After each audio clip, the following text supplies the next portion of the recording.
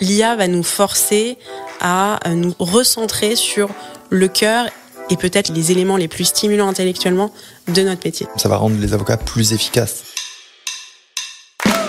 Bienvenue dans l'Accounting Business Club, le podcast dédié aux experts comptables et à l'écosystème comptable au sens large. Je suis Alexis Lama, votre hôte, et également le fondateur de Booster Digital, l'agence digitale dédiée aux experts comptables. Tout de suite, je vous souhaite un excellent épisode et je vous dis à très vite.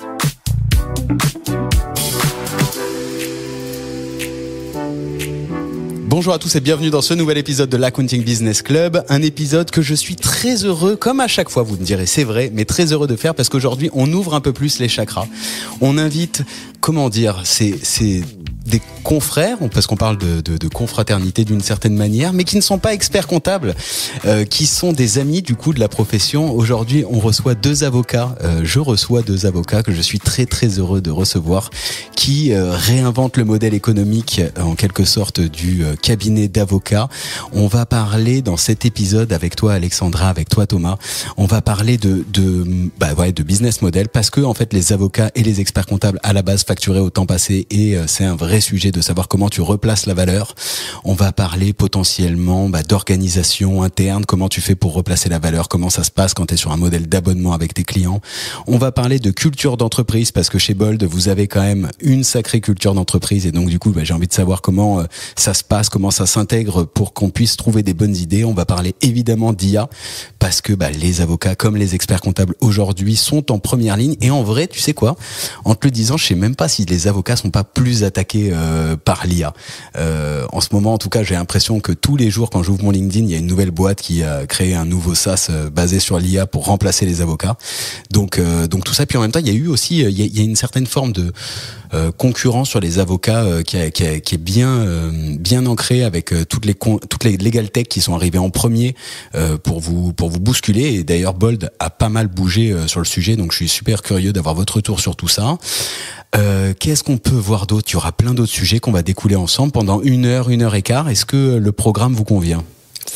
Parfait, merci beaucoup de nous recevoir. Bonjour à tous. Eh ben, écoutez, franchement, je suis vraiment très heureux. C'est la première fois que je reçois des avocats. C'est impressionnant. Mais attends, je suis déjà. Est-ce que je vous appelle maître? Est-ce que je dois vous appeler Non, comme nos clients, tu nous appelles par nos prénoms et on se tutoie. Bon, impeccable.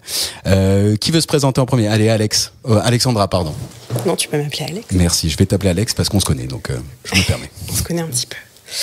Alexandra Cohen-Farbiaz, je suis avocate en propriété intellectuelle et en droit contractuel et je suis associée du cabinet Bold depuis maintenant 2 ans. Et j'ai commencé une collaboration chez Bold en 2018 et après quelques années de collaboration, je suis devenue associée. Ok. Donc 2018, on enregistre en 2025. Juste comme ça, je replace le planning parce que ça va correspondre, Thomas, tu vas nous dire, ça va correspondre plus ou moins aux dates. Bold, ça a été créé quand? C'est quoi un peu En 2018, en janvier 2018. Et pour la présentation, Thomas Peignet, je suis avocat de formation aussi, principalement en private equity et droit des sociétés, même si j'ai fait plein d'autres matières quand j'étais collaborateur. Et j'ai cofondé Bold. Je fais partie des 4 cofondateurs. Ok.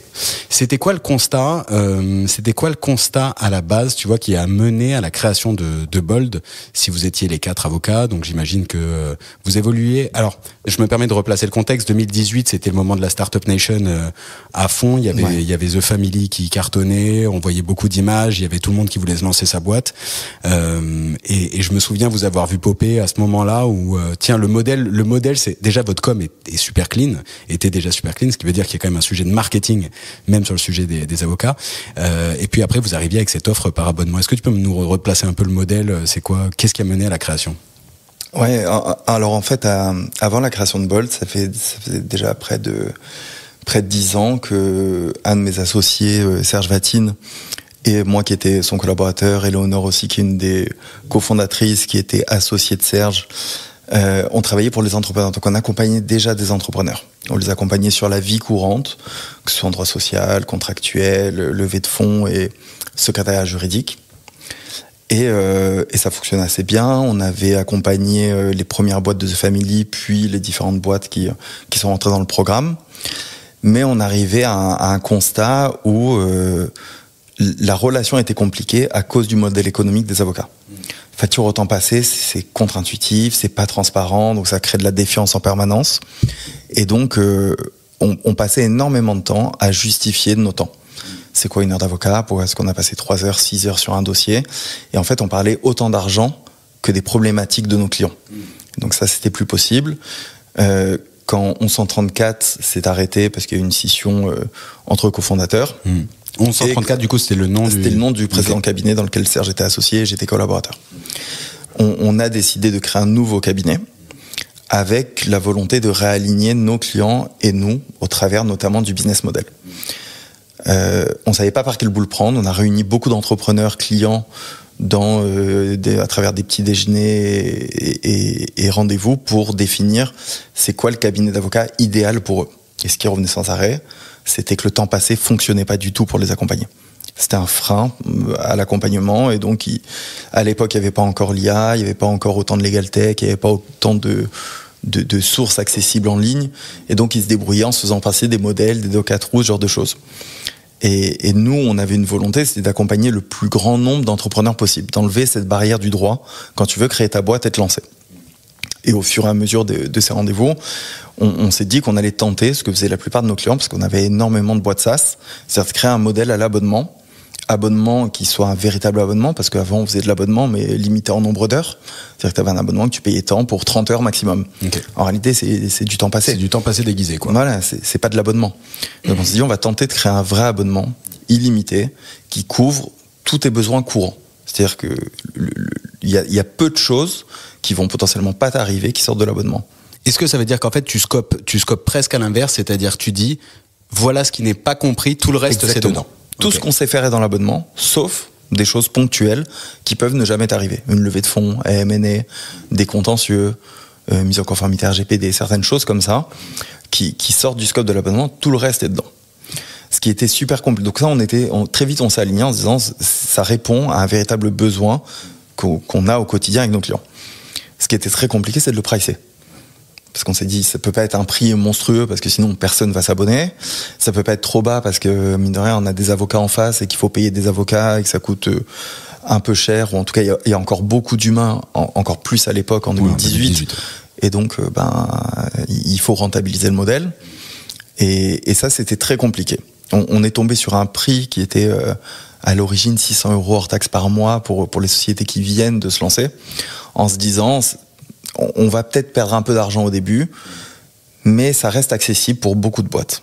Et dans la logique, si je pousse le trait, pardon, de couper, mais comme ça, si je pousse le trait, tu te dis, je vais quand même avoir de la trésor qui va rentrer tous les mois sur... Alors, je sais pas s'il y a une clause que ça s'arrête, ou pour que ça s'arrête, mais... Ça durait 12 mois. C'était un 12 mois. Donc, c'était un 12 mois minimum. Si je réfléchis en cash flow pur et dur, c'est quand même un modèle économique où tu perds peut-être un peu en marge à l'instant T, mais tu t'offres 12 mois de trésor visible. Exactement. Sachant qu'on a créé, on a même lancé en se disant tu peux payer upfront les 12 mois avec un discount pour essayer d'avoir de la trésor dès le début et se financer, puisqu'en tant qu'avocat, on peut pas lever de fonds. Donc en fait, c'était autofinancé et ça a toujours été autofinancé jusqu'à maintenant. On avait une énorme crainte, c'est se dire qu'est-ce qui se passe si tous nos clients nous demandent, je sais pas, 100 demandes par jour. Ouais. Qu'est-ce qu'on fait? Ouais, classique. C'est-à-dire que tu sais que tu ouvres les vannes sur l'abonnement. Est-ce que tout le monde d'un coup me pose plein de questions? Donc on avait cette vraie crainte. On s'est aperçu très vite que c'était pas le cas parce qu'un entrepreneur, il a d'autres choses à faire que de poser des questions juridiques. Si c'est pas un besoin concret à l'instant T, donc il a une boîte à gérer. Et donc on s'y retrouvait. On a réussi à piloter ça et on a affiné le modèle avec ce qu'on met dans l'abonnement, ce qu'on sort de l'abonnement, le pricing. Tout ça s'est construit à force d'itérer avec les premiers clients. Mais très vite, on a eu beaucoup de clients. On a eu énormément de clients. On a mis un peu de temps à trouver de la rentabilité et à rendre le modèle scalable et pertinent pour nous, en tout cas gérable. Mais ça a très très bien fonctionné et très vite parce qu'il n'y avait pas de concurrence. Et il y avait un véritable besoin. Les legal tech sont arrivés majoritairement après, ça devait être 2019, 2020. Et elles répondaient pas aux mêmes besoins parce qu'il n'y avait pas de conseil juridique, il n'y avait pas de personnalisation, même si c'était beaucoup plus accessible. Et donc c'était pas exactement la même cible. Et l'IA n'était pas encore là. Donc on était très peu à proposer cette solution-là avec autant de valeur, parce que derrière, encore une fois, c'était que des avocats en interne. On n'était pas une plateforme de mise en relation où tu pouvais tomber sur un avocat qui avait jamais fait de levée de fonds ou jamais accompagné une start-up. Donc ça, ça répondait à un vrai besoin. Donc là, tu rencontres ton product market fit, si je continue de tirer le trait. Par contre, il y a un sujet, c'est que toi, typiquement, Alex, t'arrives dedans en tant que, du coup, avocate collaboratrice. Je sais pas si c'est ça, ce qui serait l'équivalent de l'expert comptable stagiaire si je devais faire le pont, sauf que t'es indépendante, c'est pas là tout à fait la même chose, je sais, mais c'est le même, sauf que t'es diplômé, etc. Mauvaise image, mais quoi qu'il, ce que je veux dire, c'est que si t'as une forte traction dans le métier de conseil, c'est-à-dire que t'as forcément beaucoup de dossiers. Comment ça se passe quand toi t'arrives dans la boîte d'un cabinet traditionnel? C'est quoi tes premières impressions, même tu vois, pour que je comprenne comment ça se passe quand un collaborateur peut arriver dans une entreprise qui change le modèle de la profession? Alors en fait, moi je suis arrivée dans le cabinet. Il faut savoir qu'avant, j'ai démarré une collaboration qui faisait exclusivement du contentieux. Et on m'a rabâché un peu tous les jours la même idée, qui a fini par faire tilt, qui était de dire finalement, les entreprises, elles vont de moins en moins au contentieux, et si tu veux survivre dans la profession, il faut impérativement que tu fasses du conseil, que tu développes le conseil. Donc, si tu veux, je suis arrivée chez Bold en ayant cette idée en tête, en ayant aussi l'idée d'exercer ma profession d'une autre manière, parce que effectivement, j'étais dans un cabinet qui était très rigide, qui avait une méthode de fonctionnement très traditionnelle. Je me retrouvais pas du tout dans ce costume un peu serré, donc j'arrive chez Bold avec cette volonté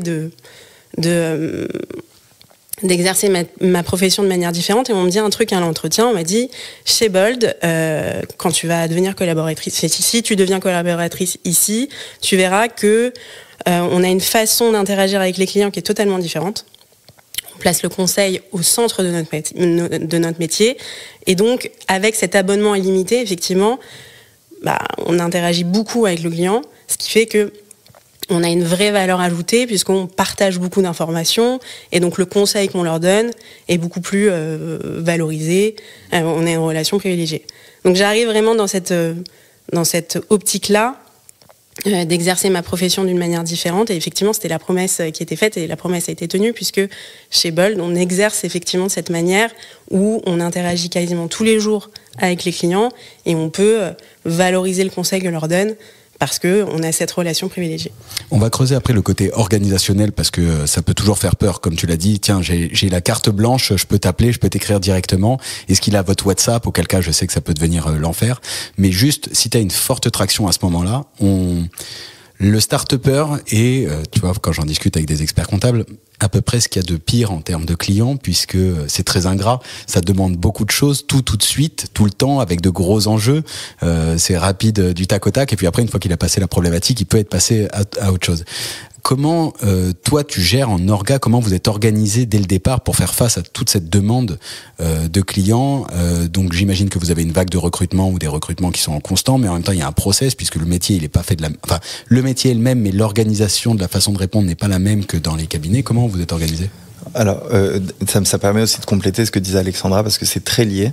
C'est que le modèle économique nous a contraints sur plein d'autres sujets, notamment organisationnels. D'abord, puisqu'on a un modèle à l'abonnement qu'on doit rendre le plus scalable possible, dès la création de Bold, en fait, on a intégré des équipes tech.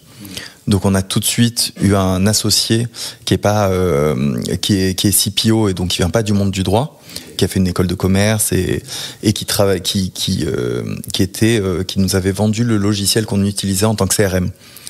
Et donc, on l'a intégré, et c'est tout de suite associé au projet. On a tout de suite eu un CTO, on a eu une équipe de dev, parce qu'on avait besoin de rationaliser un peu la production, d'organiser la production, de gagner du temps sur toutes les tâches sans valeur ajoutée, pour, comme disait Alexandra, passer du temps sur le conseil, ce qui a de la valeur. Parce qu'en réalité, c'est ça qu'ils viennent chercher, c'est pas combien de temps on met à ranger les dossiers ou à faire des recherches. Ce qu'ils veulent, c'est une réponse efficace, pragmatique. Et le modèle a entraîné ça. Le modèle économique a fait qu'on ne pouvait pas passer du temps, ou en tout cas ça n'avait pas d'intérêt pour le client, de faire des consultations de 17 pages sur un sujet où à la fin tu ne sais pas quel choix tu dois faire.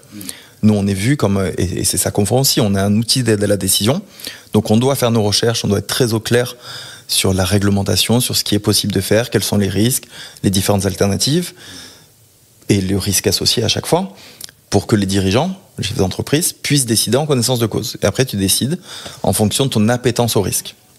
Et donc ça c'est super important et c'est le modèle qui veut ça. Si j'étais au temps passé, j'aurais tout intérêt à faire des consultations de 17 pages. Je vais te vendre 15 heures dessus. Ouais, pour moi, le modèle du temps passé est un vrai problème. Oui, mais ce que tu dis, pour moi, ça répond à une autre problématique, c'est ce que reprochent souvent les entrepreneurs aux avocats, c'est le fait d'avoir des réponses très théoriques. Au-delà du temps passé, c'est le fait de ne pas trancher quand ils ont une problématique juridique qui est posée à leur avocat. Et je pense qu'on a réussi à résoudre ce pain-là, puisque en faisant des consultations plus courtes, avec véritablement une position très claire sur ce qu'il peut faire ou ce qu'il ne peut pas faire, et quand il ne peut pas le faire, quelle solution alternative il peut adopter pour réaliser son projet.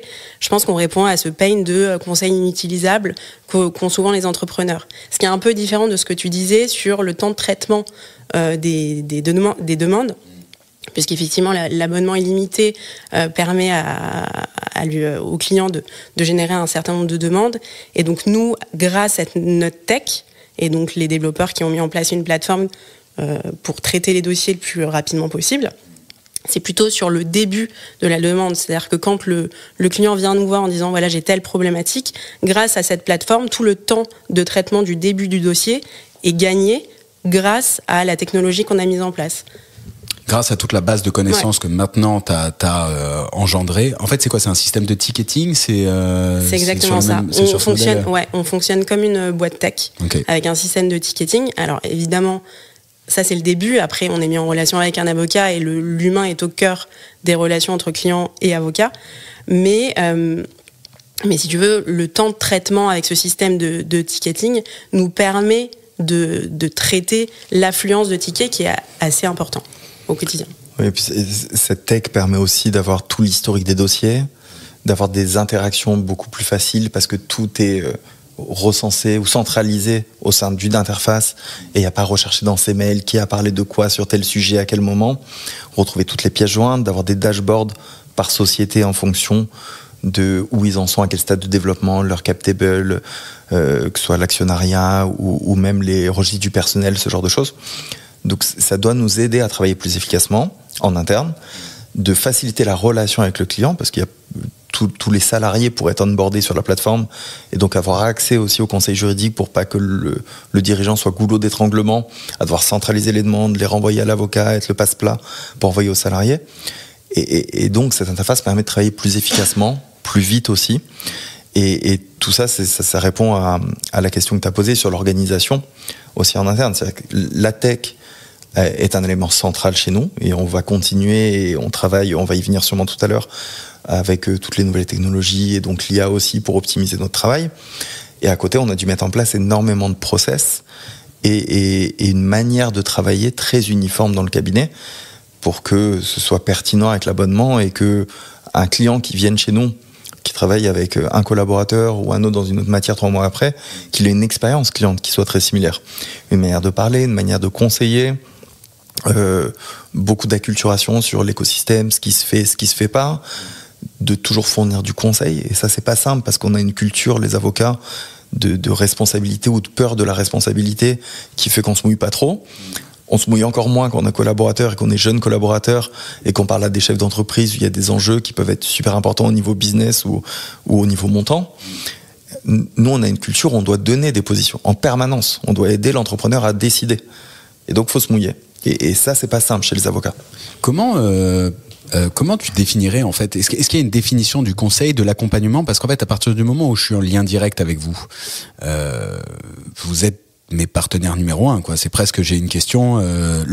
J'imagine que le but de ça, c'est d'avoir un maximum de points de contact en fait avec le client. Là où quand tu factures au temps passé, je vais réfléchir à 3 fois, je vais chercher l'info de mon côté, je vais faire la connerie et je vais t'appeler une fois que j'aurai fait la connerie. Clairement, on a besoin d'avoir un maximum d'informations sur le business de nos clients pour que le conseil qu'on lui donne soit le plus pertinent possible. Donc, les échanges sont très réguliers et surtout, on a une organisation en interne qui fait que l'information elle passe d'équipe en équipe.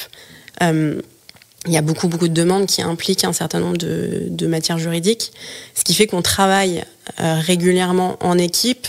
Et quand on ne travaille pas en équipe, cette information est toujours centralisée de manière à ce que ça puisse être reçu par une autre équipe si la demande a un impact sur une nouvelle demande juridique. Je reviens sur la partie outils, tu vois, parce que c'est un truc qui me... T'as développé, enfin vous avez, quand je dis t'as, c'est la boîte, hein, mais tu développes un outil.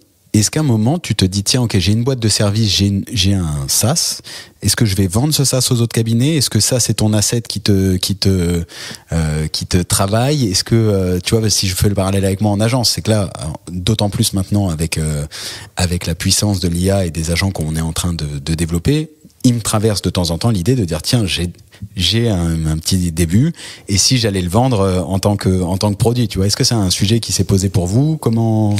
C'est un sujet qui s'est posé, c'est un sujet qui est toujours sur la table, qu'on n'a pas exclu. Après, l'outil qu'on a développé est très spécifique à une manière de travailler. C'est-à-dire que si toi, avocat, tu travailles au temps passé, mon outil, tu t'en fous. Tu préfères passer 15 minutes à noter tes temps parce que tu fais facturer ces 15 minutes à noter tes temps plutôt que d'utiliser un outil qui t'aide à optimiser la relation. Donc, ça va être adapté le jour où les cabinets d'avocats décideront, ou qu'il y en a une grande partie en tout cas, qui décidera de passer sur un modèle un peu différent, proche de l'abonnement ou identique au nôtre, peu importe, et qui aura besoin de traiter un afflux de demandes ou de tickets. On appelle ça plutôt les demandes, c'est un peu moins péjoratif. Ouais, ça fait moins tech. Voilà. Un afflux de demandes super important, parce que tu es en illimité. Quand tu payes au temps passé, tu sollicitais l'avocat pour des choses importantes, entre guillemets, à enjeu. Quand tu es en illimité, tu vas me solliciter pour tout et pour rien. Des fois, ça va durer l'espace d'un mail, des fois un échange de 5 minutes, des fois ça va être très long, on va passer 3 mois sur ton sujet. Mais le nombre d'interactions, c'est les points de contact, vont être super importants, en réalité. Et ça peut être, un salarié m'a écrit ça sur Slack, qu'est-ce que je fais ? Des questions aussi simples que ça. Et peut-être on va rien faire, peut-être on va constituer un dossier pour un prud'homme demain, peut-être qu'on va entamer une discussion pour mettre fin à la relation parce qu'on sent qu'il y a une problématique et que ça va être de plus en plus important. Mais tant qu'il n'y a pas un afflux aussi important de demandes, notre outil est moins pertinent. Il va être pertinent peut-être pour des dashboards, la Captable, tout ce que j'évoquais avant. Donc tout ça, c'est sur la table. On ne s'exclut pas de l'ouvrir à d'autres cabinets demain. Mais pour l'instant, on l'a gardé pour nous. C'est un outil qui est développé sur le nouveau modèle économique. Comment a réagi ? Vous étiez les premiers, dans les premiers, ça se faisait pas trop, ça se faisait mais pas de communication avant que ça se lance ? Alors, il devait y avoir des cabinets qui le faisaient. C'était pas du tout marketé, donc on n'en avait pas connaissance au moment où on l'a lancé. Il y avait d'autres cabinets qui faisaient de l'abonnement, mais comme je l'ai dit, limité en nombre d'heures, en nombre de demandes. Mais de l'abonnement illimité comme ça, personne ne le faisait. Il y avait un cabinet américain qui s'appelait Atrium, qui avait été créé un peu avant nous, qui avait levé, je crois, 30 millions de dollars, et qui avait moitié équipe d'avocats, moitié équipe de tech, et qui proposait un abonnement illimité, destination des startups, et qui marchait bien, mais le cabinet s'est arrêté et a rendu l'argent aux investisseurs parce qu'ils estimaient qu'ils n'étaient pas capables de faire une licorne. D'accord. Sans faire une licorne. À l'américaine. Mais le modèle nous a beaucoup inspiré et la communication aussi, la promesse aussi, ce qu'il voulait offrir aux entrepreneurs, l'accessibilité aux droits, toutes ces choses-là, on s'est beaucoup nourri de ça. Et donc au moment où on a lancé, à notre connaissance, on était les seuls, en tout cas en France, à lancer ce modèle. Et aujourd'hui, on voit plein de modèles proches du nôtre, mais aussi larges en termes de matière, de compétences en interne et illimité en nombre de demandes ou en temps passé. On n'en a pas vu. C'est quoi les erreurs, tu vois, et après on switch, j'aimerais qu'on arrive après, parce que ça me fait penser, quand tu as autant de tickets, autant de demandes, ça me fait penser qu'il faut que tu arrives à driver, à uniformiser, tu l'as dit. Hein. Ouais. Mais donc comment tu diffuses la culture d'entreprise, les valeurs, la mission, on y vient juste après. Mais si tu dois revenir sur les erreurs de pricing, parce que tu disais on a tâtonné, ce serait quoi les plus grosses erreurs que vous ayez commises qu'on pourrait éviter à nos auditeurs aujourd'hui qui, tu vois, le modèle de l'abonnement, on me demande souvent, mais c'est quoi le temps passé, c'est quoi les prix fixes, c'est quoi les forfaits, c'est quoi la valeur, etc. Et en fait, je m'inspire beaucoup évidemment des US aussi. Et donc ça change quand même. Tu l'as dit, c'est illimité, tu notes plus tes temps, t'es sur la valeur que tu délivres. Mais du coup, c'est quoi les petites erreurs de pricing que vous avez pu commettre ou voir ou tester plutôt que commettre ? Ouais, c'est dur de répondre à cette question parce que je sais pas si ce sont des vraies erreurs en tant que telles. C'est que par rapport au service que tu vas offrir, nous il y avait une offre extrêmement large, puisqu'on avait beaucoup de matière en interne déjà, il faut arriver à mesurer à peu près le temps qu'on va passer sur les clients ou combien on est... combien de... Ouais, c'est pas du temps. On peut pas l'analyser en termes de temps, parce que précisément l'abonnement illimité fait que parfois tu vas passer extrêmement... ça te prend énormément de bande passante de répondre à une grosse étude de faisabilité que nous pose un client. Donc, si tu veux, il n'y a pas d'erreur de pricing, c'est-à-dire qu'il faut être aligné et être réconcilié avec le modèle qui a été adopté dès le départ d'abonnement illimité, qui fait que parfois, effectivement, le client va c'est la règle des 80-20. En vrai, ton client, il va te demander, il va te laisser tranquille 80% du temps et 20%, il va...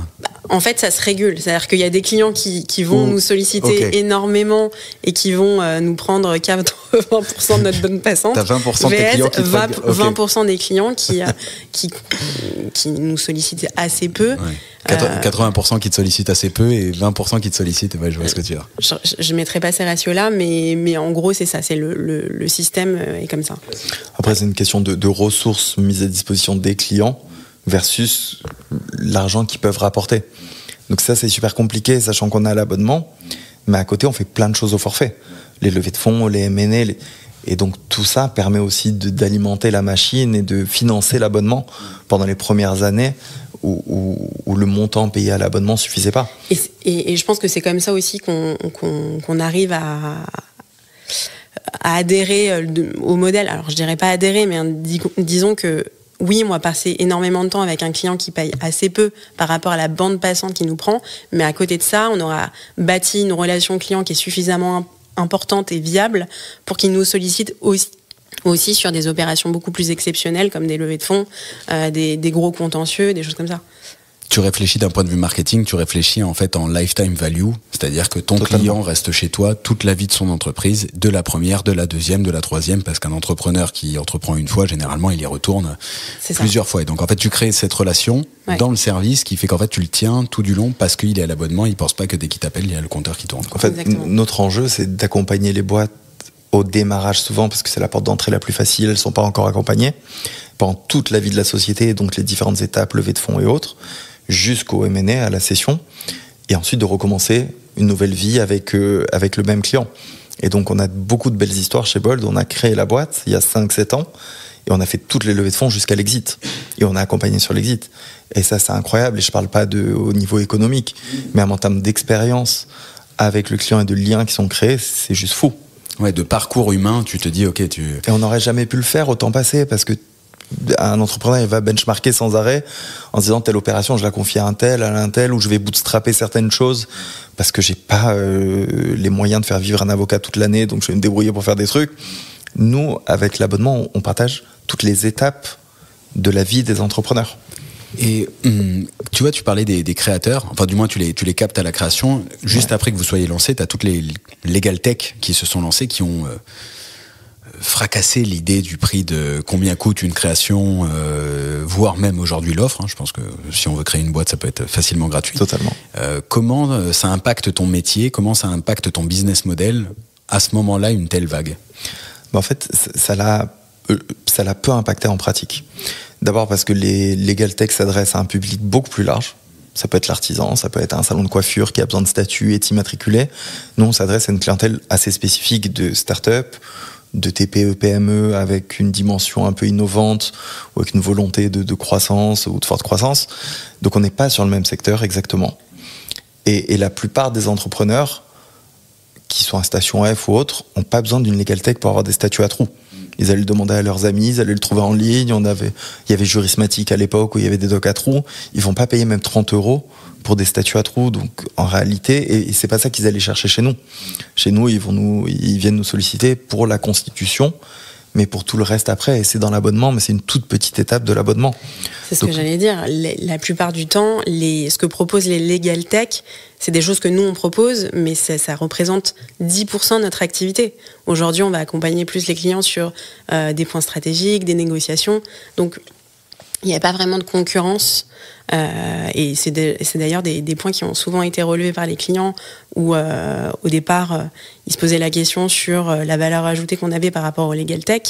La réalité, c'est que on est très différent d'une legal tech dans la mesure où on place le conseil au centre de notre accompagnement, ce que proposent pas les legal tech aujourd'hui, même hier. En fait, cet abonnement vous a permis de créer votre catégorie marketing, avec votre positionnement qui fait que tu n'es plus comparable de la même manière ni aux legal tech qui viennent t'attaquer, eux, rentrer sur un marché en termes de prix bas et automatisation, mais du coup, il n'y a pas de conseil.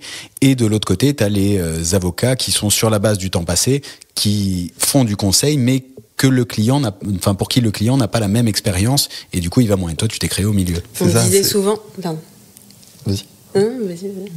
C'est Thomas, notre associé CPO, qui balançait tout le temps en call client. On offre le meilleur des deux mondes. T'as l'accessibilité, le prix, même si c'est pas exactement le même prix, la transparence, le côté un peu tech, facilité de la relation, des legal tech. Mais à côté, il y a tout le conseil des avocats et toute la personnalisation. Et donc on a réuni les deux au sein d'un abonnement qui reste accessible, qui reste transparent, où le conseil est au centre. Comment vous faites, et après j'arrête sur le modèle économique, mais nos auditeurs sont des experts comptables, et donc il y a un moment où on va me dire, ouais, mais c'est quoi la rentabilité? Comment tu suis? Tu notes pas tes temps, tu notes tes temps, comment tu analyses si tu es rentable sur un dossier? Il y a la lifetime value dont on parlait, qui est le modèle économique à long terme, mais comment tu t'assures qu'à la fin du mois, ton dossier est rentable? Tu peux pas calculer par dossier chez nous, c'est impossible. C'est une masse en réalité. C'est un nombre d'abonnés qui représente X, plus des opérations annexes qu'on facture au forfait. Et tout ça permet de couvrir nos frais et de dégager de la marge. Ou en tout cas d'être rentable aujourd'hui et depuis presque 3 ans. Mais tu peux pas le réfléchir dossier par dossier dans la mesure où on calcule pas le temps, on note pas nos temps. Il y a pas de, voilà, c'est ça, t'as pas un temps qui tourne. Et qu'on peut pas mesurer en réalité de donner une note à chaque acte juridique, parce que un contrat client, ça peut être extrêmement simple, comme ça peut être super compliqué, avec une négociation, avec un service juridique ou un avocat en face, avec un grand groupe, ça va durer 3 mois, d'autres fois ça dure 1 semaine. Donc même de calibrer, sauf certains axes, mais de calibrer la plupart des actes en leur donnant une note pour définir la rentabilité. Même ça, c'est pas possible. Donc tu es obligé de réfléchir en masse, en fait, pour nous. Donc on était dans une inconnue pendant 2 ans, à quel moment on va être rentable. Et je pense que ça a une vraie valeur ajoutée, là pour le coup, en interne pour les collaborateurs, parce que à la différence des autres cabinets d'avocats où les collaborateurs sont assez pressurisés sur le temps passé, c'est-à-dire qu'ils ont quand même des contraintes de temps pour réaliser les dossiers dans un temps imparti ou trop facturer quand même pas mal pour que ce soit facturable pour le client. Chez Bold, il n'y a pas cette contrainte-là. Et donc, ça permet de travailler d'une manière totalement différente, où on ne va pas du tout se focus sur le temps passé sur ce dossier, mais plus sur le résultat du dossier et qu'est-ce qui va être délivré au client. Je pense que ça permet de répondre à une demande de manière un peu plus viable pour le client. En tout cas, le résultat est assez apprécié. Tu remets la valeur parce que du coup, tu mets l'intérêt du client en premier avant ton intérêt de passer du temps. Exactement, ou de passer le minimum de temps parce que tu as le minimum d'enveloppe. Et si tu veux, c'est même aujourd'hui le critère, le critère du temps, on n'en parle même pas chez Bold. Ouais, c'est un non-sujet. C'est un non-sujet. En revanche, l'intérêt du client, c'est au cœur de notre quotidien. On fait une pause dans cet épisode pour parler de développement de cabinet. Vous connaissez Booster Digital? C'est l'agence experte qui accompagne les dirigeants experts comptables dans la croissance de leurs entreprises et déjà depuis plus de 6 ans. Stratégie de cabinet, pricing, création de l'identité visuelle, création du site web, animation des réseaux sociaux et développement commercial, on le fait et on le fait bien. Déjà plus de 45 cabinets satisfaits. Alors, pour découvrir comment on peut booster votre entreprise, c'est simple. Envoyez-moi un message sur LinkedIn avec la mention Accounting Business Club ou simplement IBC. Je vous offre une consultation stratégique de 30 minutes. Et tout de suite, revenons à notre épisode.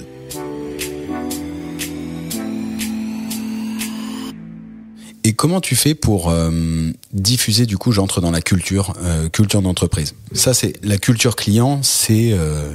alors tu me diras, j'imagine que c'est pour tous les avocats, ça va de soi, tu dois avoir la culture client.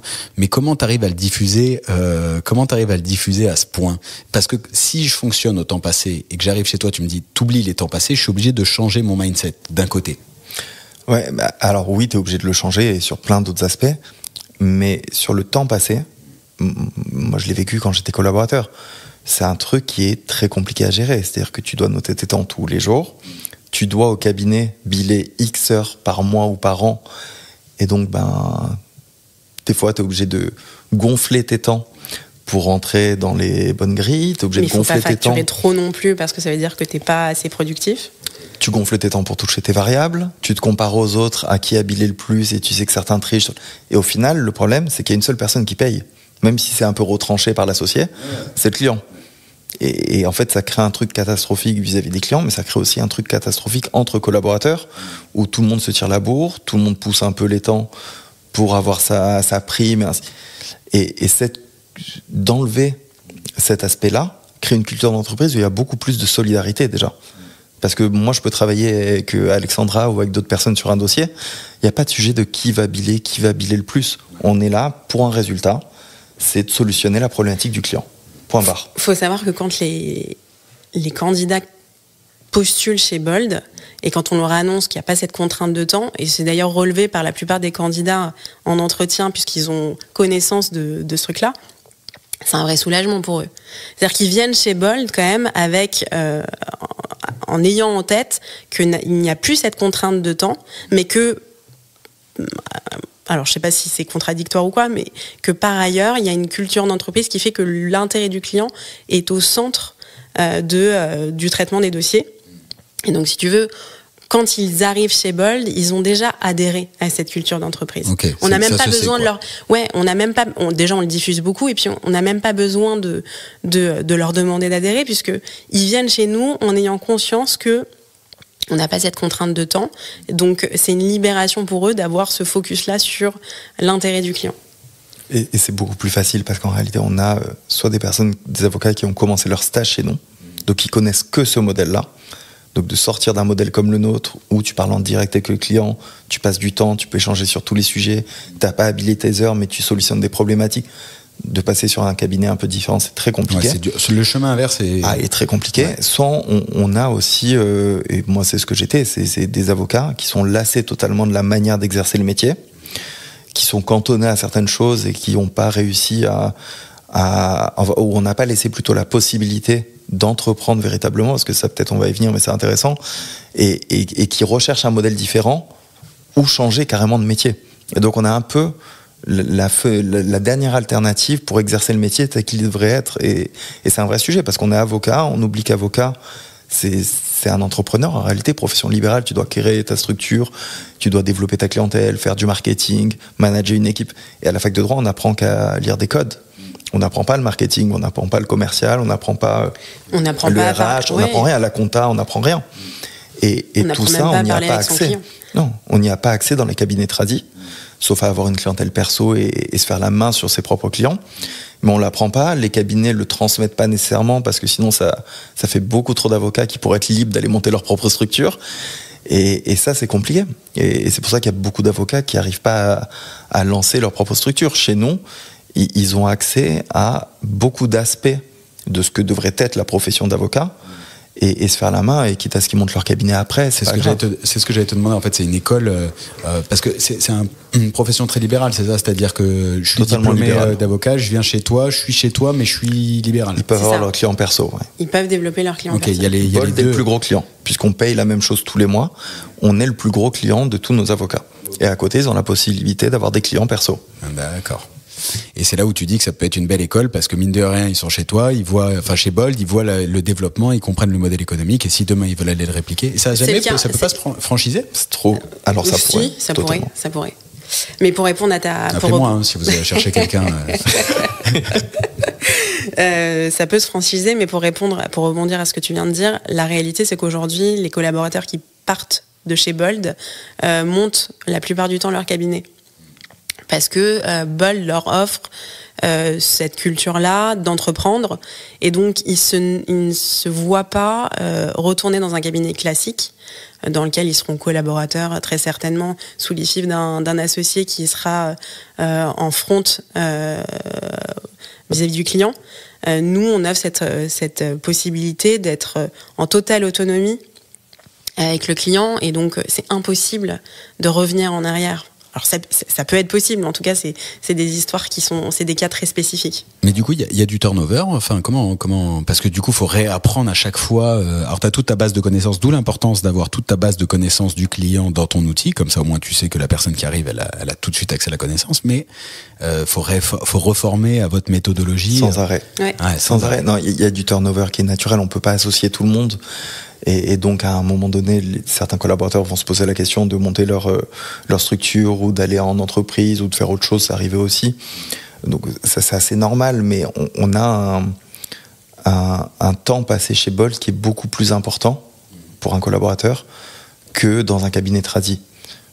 Généralement, je voyais avec mes amis qui étaient aussi avocats, collaborateurs à l'époque, on passe entre 1 et 3 ans dans un cabinet. Et après, on change sans arrêt pour faire des gaps de REM, parce qu'on est lassé ou autre. Chez nous, ça arrive très souvent, et Alexandra en est l'exemple, puisqu'elle a passé très longtemps avant de devenir associée. Mais les collaborateurs passent très longtemps chez nous. On va plus être aux alentours de 5-7 ans. Ouais, donc 5-7 ans, il fait partie de la maison, quoi. Ah, ouais, totalement. Ouais, je faisais clairement partie des murs quand je suis devenue associée. Il n'y avait pas d'autre choix, en fait. Tu devais devenir associée parce que tu étais dans les murs. En fait, oui. Et puis surtout parce que je ne me voyais pas monter mon cabinet seule. Et surtout, je ne me voyais pas exercer ma profession de manière différente que chez Bold. Il était absolument exclu de monter un cabinet concurrent. Donc, j'adhérais tellement à la vision, à la façon de fonctionner, et que ce soit en interne ou vis-à-vis des clients, que la seule option pour moi viable, c'était de devenir associé.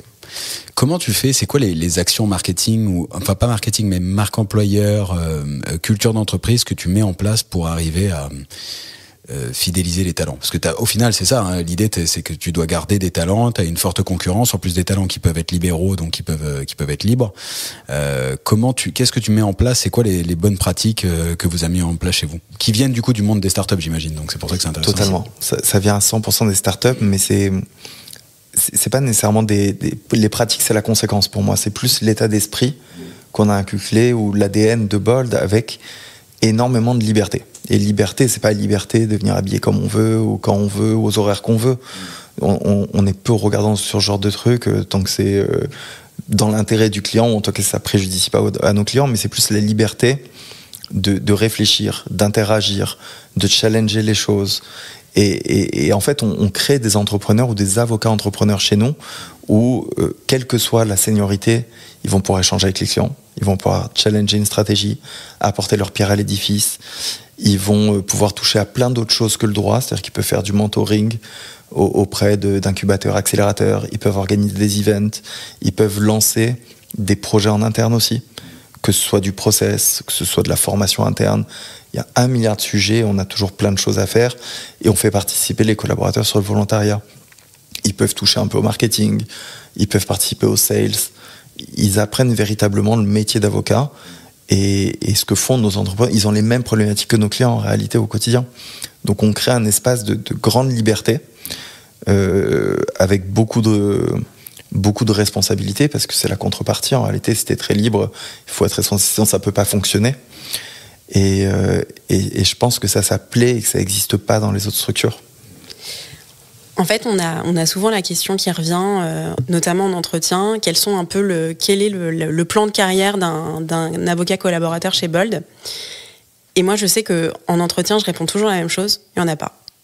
Il n'y a pas de plan de carrière parce qu'en réalité, c'est ce que disait Thomas, la liberté est totale, enfin la liberté laissée au collaborateur est totale, dans le sens où c'est le collaborateur qui va s'auto-construire, qui va construire sa propre carrière sans qu'on lui dise véritablement quoi faire. Alors on a une culture d'entreprise qui est très forte, certes, mais c'est lui qui doit construire son évolution chez Bold. Et la bonne nouvelle, c'est que chez Bold, il n'y a pas de limite. C'est-à-dire qu'on va pas freiner ses ambitions. Et c'est ce qui est un peu ce qui m'est personnellement arrivé, donc j'en parle avec vraiment beaucoup de liberté en entretien, en disant, moi, je suis arrivée chez Bold, on m'a jamais dit qu'il y avait une possibilité d'association. Jamais on m'a ouvert la porte. Et en fait, j'ai tellement insisté, j'ai tellement construit J'étais là tous les jours, genre, à le rappeler, à force. Ouais, je les ai pas lâchés. Non, mais j'avais un vrai projet. C'est même pas ça, c'est même pas qu'elle nous a pas lâchés, c'est qu'elle a progressivement pris en main toute une équipe qui était la plus grosse équipe du cabinet, l'a managé, a processé, a travaillé pour faire monter en compétence tout le monde, qu'elle a acquis une légitimité qui fait qu'elle pouvait taper à la porte et nous saouler pour l'association, et que c'était totalement normal. Donc, elle a créé sa propre carrière. J'ai créé ma propre carrière, mais c'est aussi le cas de d'autres collaborateurs qui sont pas aujourd'hui associés, mais qui pour autant ont eu cette volonté d'entreprendre en lançant des projets. Donc, par exemple, on a une collaboratrice qui a une verticale qui est dédiée à toute la partie marque. C'est elle qui est venue avec son projet en disant, voilà, moi, mon projet, c'est de monter cette verticale. Je vais être à la tête de cette verticale. Évidemment, je vais avoir des objectifs à remplir. Et donc, elle a été à l'initiative de sa propre carrière. Et c'est pour ça que c'est intéressant d'être collaborateur chez nous. C'est que on est libre. Donc, c'est pour les ambitieux. C'est pour les personnes qui ont envie d'entreprendre. Mais c'est extraordinaire quand on a envie d'entreprendre d'être chez Bolt. Et t'as tellement bien bossé ta com et ton market et ton offre différenciante que ça te permet d'attirer des talents comme Alex au début, quoi. Ouais, on a beaucoup de chance parce qu'on attire des talents qui viennent de grosses structures ou qui ont déjà passé du temps et ont été super bien formés dans d'autres cabinets, alors qu'on n'a pas les mêmes moyens. Oui, t'envoies pas les mêmes salaires des cabinets américains où ça envoie une tonne, mais clairement c'est pas possible. J'appuie dessus parce que j'essaie de comprendre comment on peut faire le parallèle avec le monde des experts. Après, ils n'ont pas la même vie chez nous. Que certains groupes. Non, on bosse beaucoup. On bosse beaucoup, mais différemment. C'est-à-dire qu'il n'y a pas la culture du présentéisme qu'il peut avoir dans d'autres cabinets. Et puis surtout, je pense que le temps passé, la suppression du temps passé joue pour beaucoup dans l'ambiance en interne. Thomas en parlait tout à l'heure en disant qu'il n'y avait pas de compétition entre les gens. Et donc, effectivement, comme on a supprimé cette partie de temps passé, les gens sont solidaires des uns des autres. Qui dit solidarité dit relations humaines. Donc, en fait, il y a une ambiance très friendly au sein du cabinet qui fait que les gens aiment venir au cabinet, se font des amis sur place, et donc il y a une ambiance très sympa. C'est bienveillant, il y a beaucoup d'entraide. Ouais. C'est-à-dire comme on ne calcule pas le temps d'aller aider un autre collaborateur sur un dossier, de passer du temps avec pour l'aider à résoudre ou pour le former, c'est pas un sujet. Oui, parce que tu n'as pas cette obligation de je vais pas perdre du temps que j'aurais pu biler à côté pour toucher ma com. Donc il y a ça qui est super important. Donc ça crée beaucoup de solidarité. Le modèle crée aussi ou demande plutôt beaucoup de courage, parce que comme tu es obligé de te mouiller sans arrêt pour fournir du conseil, il faut être courageux pour venir chez nous, sinon c'est pas possible, parce que c'est pas possible d'aller voir un associé toute la journée en disant je pense que c'est ça qu'il faut dire, qu'est-ce que tu en penses. Ça n'existe pas, c'est-à-dire qu'il y a d'autres collaborateurs avec qui il parle, avec qui il challenge, s'il y a un doute évidemment on en parle et il y a des associés dans la boucle, mais sur plein de sujets qu'on a déjà auxquels on a déjà été confrontés plusieurs fois, ils sont capables de fournir le conseil. Et ça, c'est pas simple. J'ouvre la branche parce que je viens de checker le temps et j'ai vu le temps filer. Je veux vraiment ouvrir la branche IA. Ouais. Autant, je pense qu'on me dit à longueur de journée que les experts comptables et comptables, plus le métier de comptable va disparaître, automatisé, etc. Autant je pense que vous, les avocats, on doit vous le dire. Alors, pas sur toute votre partie conseil, je le sais. Mais encore que si tu crées un bon chatbot, non, mais c'est pas le. Mais tu vois, comment vous appréhendez ça ? Comment vous voyez le métier d'avocat ? Tiens, déjà, on va commencer par ça. Dans 10 ans, je me projette un peu, mais parce que 10 ans, c'est la vision. Comment vous voyez le métier d'avocat dans 10 ans, tous les deux ? Il vaudra mieux être avocat curieux et technophile. Ça, c'est sûr que ça va être beaucoup plus aidant. Mais c'est un outil IA, donc il faut savoir s'en servir. C'est exactement pareil qu'Internet et autres. Si j'avais refusé et que je voulais rester sur mon Minitel, ça aurait été super compliqué d'accompagner des boîtes. Donc c'est un outil, nous on travaille sur des use cases sans arrêt. On se dit, est-ce que l'IA peut nous aider à faire ça plus vite, en limitant les risques d'erreur, en améliorant la forme ou autre. Et donc on travaille sans arrêt sur tout ce qui est récurrent chez nous, avec de l'IA. Ça fait aujourd'hui partie de la culture de l'entreprise d'intégrer des outils d'IA dans notre quotidien. Donc effectivement, nous on a fait le choix, qui est à mon avis plutôt un bon choix, de ne pas rester en marge par rapport à ce type d'outils et de les utiliser plutôt que les voir comme des concurrents potentiels. Oui, sur plein d'aspects, effectivement, l'IA va nous remplacer. sur la rédaction d'actes, et c'est pour ça que les legal tech vont se prendre un petit peu une tannée, je pense. Parce que sur la rédaction d'actes, l'IA va totalement remplacer. Aujourd'hui, les outils sont super performants. Sur la partie conseil, je pense que l'IA va nous aider. Après, sur d'autres éléments, sur des stratégies à mettre en place, et finalement sur le cœur de notre métier, et peut-être les points les plus intéressants de notre métier, donc stratégie de défense, de négociation, le fait d'itérer avec le client pour réfléchir à un business, à son business model. A priori, même si l'IA pourra nous suggérer des petites solutions juridiques, je suis pas sûre qu'on puisse totalement nous remplacer sur ces aspects-là. Donc l'IA va nous forcer à nous recentrer sur le cœur et peut-être les éléments les plus stimulants intellectuellement de notre métier. Après, je pense que ça va pas nous remplacer sur même des choses simples, ça va rendre les avocats plus efficaces. Ouais. Beaucoup plus efficaces, d'aller beaucoup plus vite et sûrement faire chuter les prix aussi. Parce que ça n'aura plus aucun sens de vendre des constitutions de boîtes à 3 000 € pour certains hors taxe. Ouais. Ça c'est beau, hein, arriver à envoyer 3 000 balles sur une constite de boîte, sur une SAS, aller sur une SARL, encore mieux. Mais on voit des choses comme ça. Ouais, je sais que ça se voit encore. Donc c'est fou, alors que sur ChatGPT, un doc à trous, c'est là où très vite. C'est là où, et puis je trouve que c'est assez impressionnant quand même. Donc je pense que ça va bouleverser le modèle éco ou en tout cas les pricing chez des confrères. Ouais. Peut-être chez nous aussi, peut-être que l'abonnement va chuter parce qu'on va être beaucoup plus efficace sur plein de sujets et que le temps qu'on va passer, on va le passer sur des choses à forte valeur ajoutée où l'IA n'a pas encore tout le benchmark, n'est pas capable de challenger de la même façon parce que c'est pas simple. Et puis avocat, c'est un métier très humain.